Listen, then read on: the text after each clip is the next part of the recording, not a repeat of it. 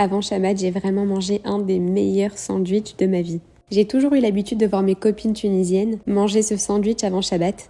Et ça m'a toujours donné envie, mais je m'étais pas dit que ça allait être aussi bon que ça.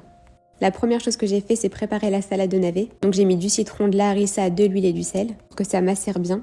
Ensuite, j'ai préparé tout ce qu'il faut pour les boulettes. J'ai nettoyé et haché coriandre, persil, oignon, que j'ai mélangé avec de la viande hachée. J'ai fait tremper un bout de baguette dans de l'eau et j'ai commencé à éplucher les pommes de terre. Je pense que ça, c'était la petite étape la plus compliquée. Si vous n'y arrivez pas, faites 2 tranches fines de pommes de terre, c'est très bien. En même temps, j'ai préparé la salade cuite avec poivron, tomate, piment, ail, sel et huile. Pour les boulettes, j'ai juste mis un peu de sel, poivre, curcuma. J'ai suivi la recette des petites bouchées de Jess parce que pour moi, dans ce genre de recette, c'est clairement la meilleure.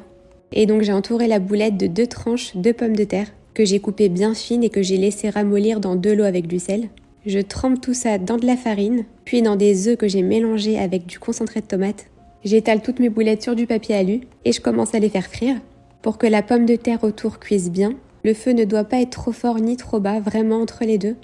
Une fois que c'est bien cuit et bien doré, je les laisse égoutter sur une grille.